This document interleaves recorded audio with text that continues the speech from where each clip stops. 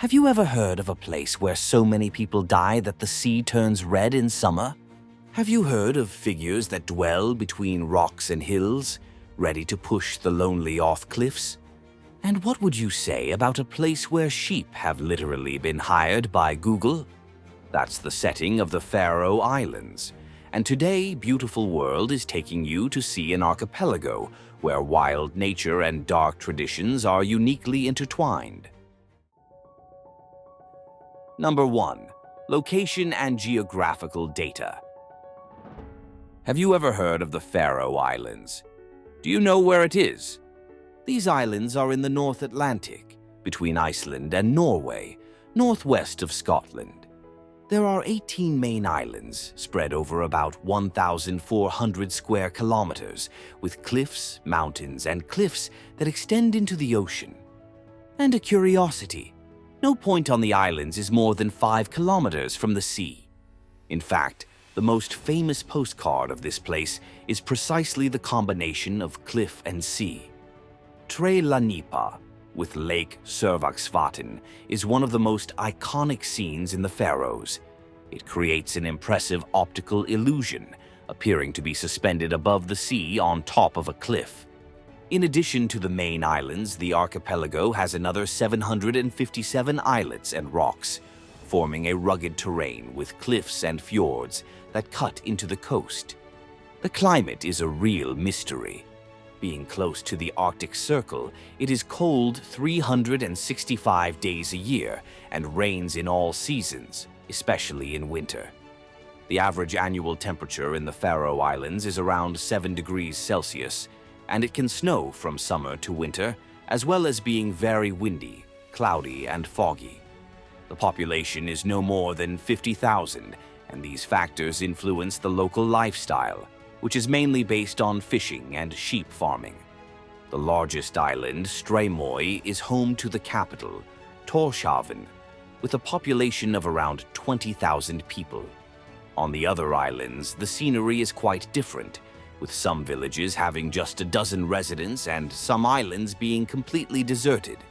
It seems like an untouched place, with a people who live in a tale from an old book, immersed in a paradisiacal setting and surrounded by legends. One of the most famous legends is that of the Huldufolk. According to the locals, the Huldufolk are a mythical species of superhumans, with dark hair and grayish clothes who live inside the rocks and hills, and when the fog appears, push those who walk alone down the cliffs. A bit gloomy, isn't it? I wouldn't risk it.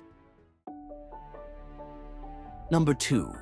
Connected by underground tunnels. Apart from the geography and the small population, something that stands out about the Faroe Islands is the ingenious way in which they are connected. Imagine crossing kilometers of darkness in an underwater tunnel, linking one island to another. This is how the Faroes cope with their isolation, with an infrastructure that defies nature and makes everyday life easier. The 5 largest islands right in the center of the archipelago are completely connected by bridges and underwater tunnels. These impressive, stomach-churning passages allow the whole country to be explored by car without the need for special vehicles. Is it or isn't it the marvel of connectivity? Number 3. History. The history of the Faroe Islands begins in the 600s, when Irish and Scottish monks ventured into the archipelago, isolated from the world. These monks lived there until around 8500, when the islands were mentioned for the first time in a text by an Irish monk. But the archipelago would not remain isolated for long. According to the saga of the Faroes, an old Icelandic narrative about the first settlers, it was Grímur Kamban, an adventurous Viking who really left his mark there. He would have arrived shortly afterwards, around the same time, attracting other Vikings, who soon spread across the islands and began to shape the local culture. Moving forward in history, the Faroe Islands experienced a phase of independent republic, but this freedom only lasted a few generations. The islands then paid tribute to Norway and later became part of the monarchical union with Denmark. In a more troubled period, Denmark handed over control of the islands to the powerful von Gabel family, a Danish noble line, who ruled the Faroes as a feudal state. They had the task of managing the resources and collecting taxes, but after a few years, the Danish king regained direct control. During the Second World War, the Faroes entered the picture again. When Germany invaded Denmark, British forces occupied the archipelago, creating a friendly occupation to prevent any Nazi advance. During this period, the British built Vagar Airport, a strategic base in the North Atlantic that is still used today.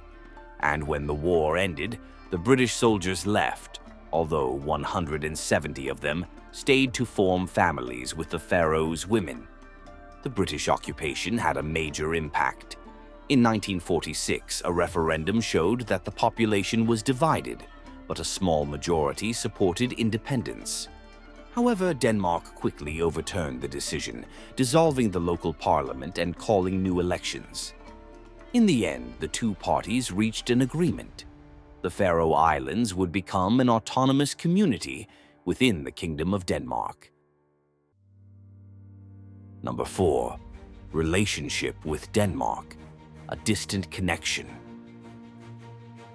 Although technically part of the Kingdom of Denmark, the Faroe Islands have a unique arrangement. They take care of everything here except defense and foreign affairs. The Faroes Parliament decides on everyday life and local politics, leaving only international and military affairs to Copenhagen. It's as if the islands belong to Denmark and at the same time don't belong to it, a link at a distance where both maintain their space. Want an example? While Denmark is part of the European Union, albeit without adopting the euro, the Faroe Islands have chosen to remain outside the European Union. And little by little, they are gaining even more autonomy. Some even believe that one day the archipelago could be totally independent.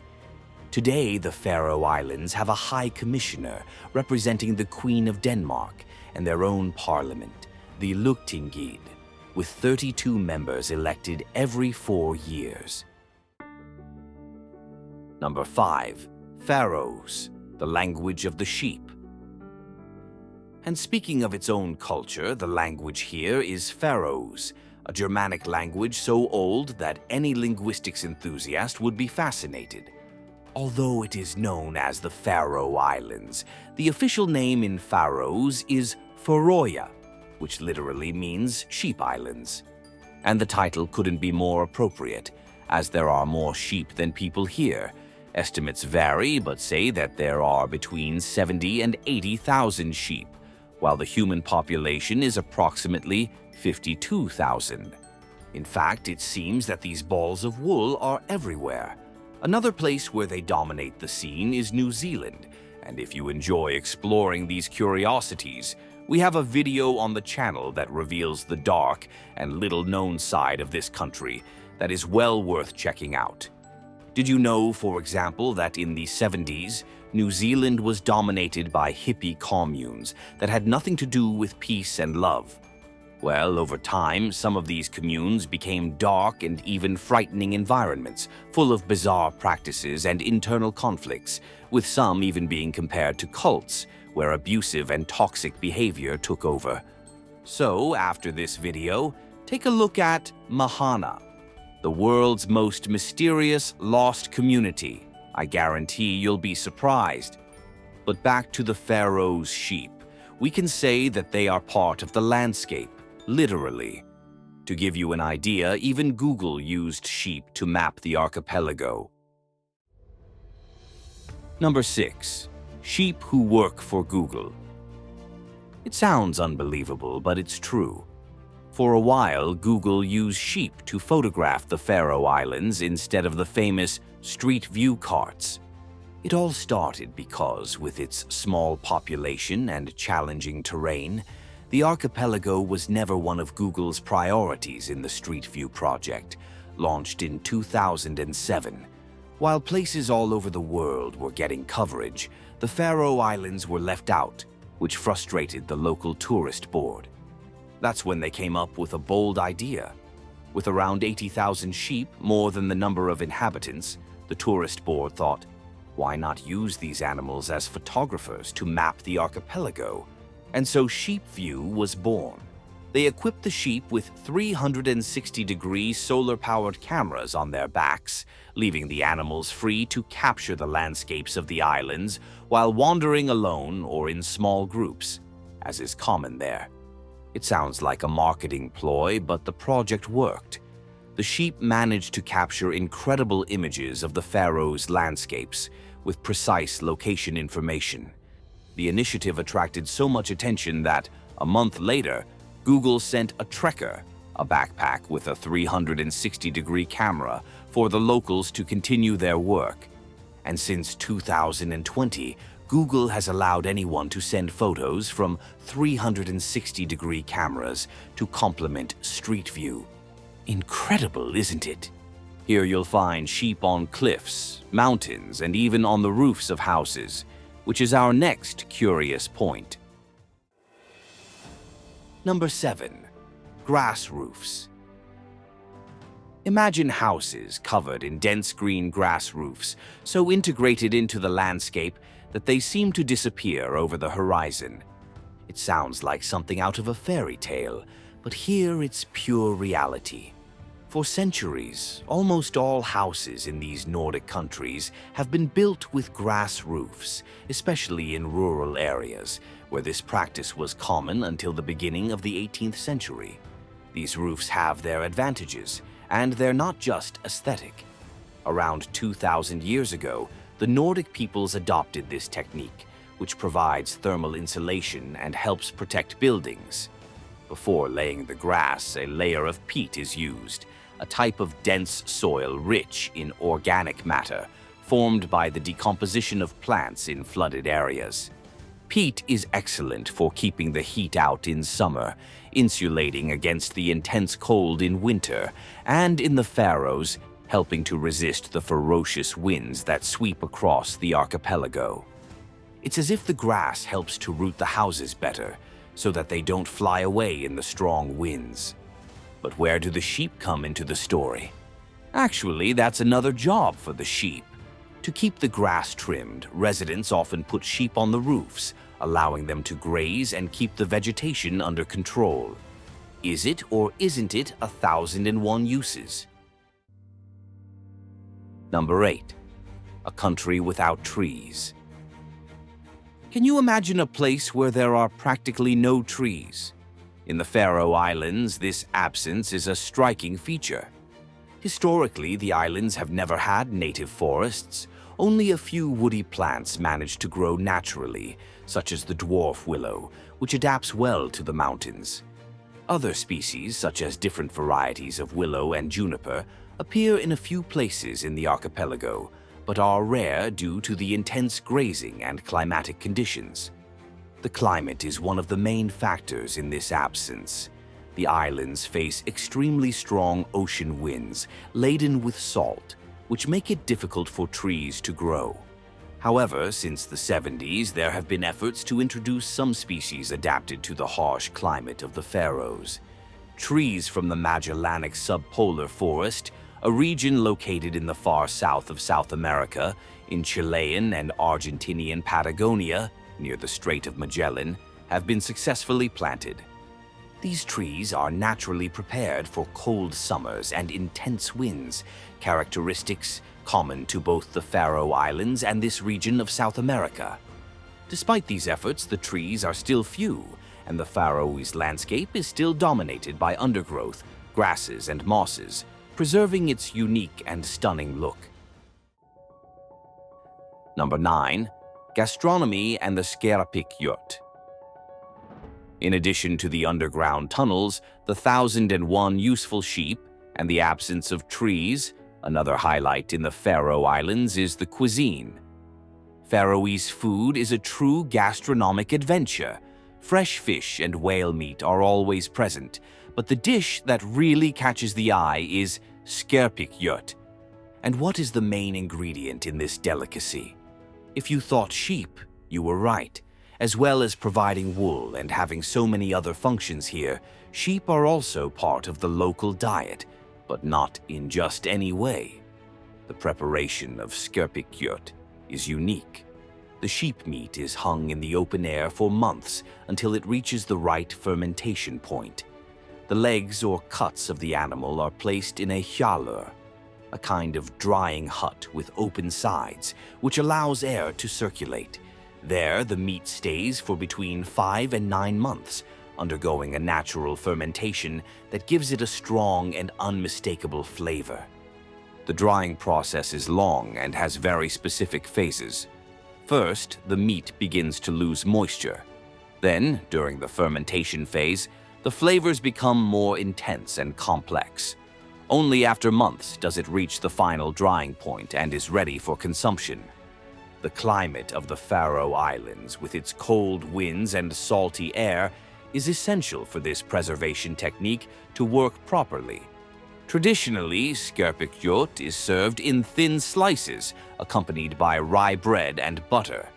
It is a guaranteed presence at celebrations as well as in everyday meals. Tell us about it in the comments. Number 10. Culture and festivals. As we continue our journey, it's time to explore the cultural side of the Faroe Islands. The Faroe Islands have a vibrant culture full of tradition, with dances, music, and festivals that reflect the archipelago's unique identity. The Faroes chain dance is one of the highlights.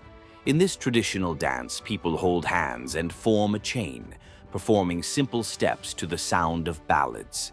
These ballads are sung stories with hundreds of lines about heroism, love, and historical events, passed down from generation to generation.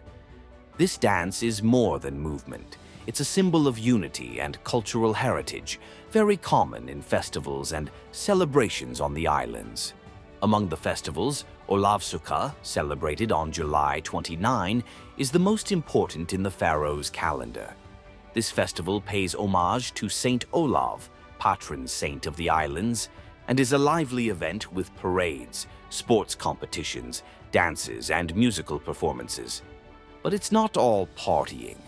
There is a festival that causes a lot of controversy, known by the name of Grindadrap, the traditional whale hunt, which many consider a cruel practice.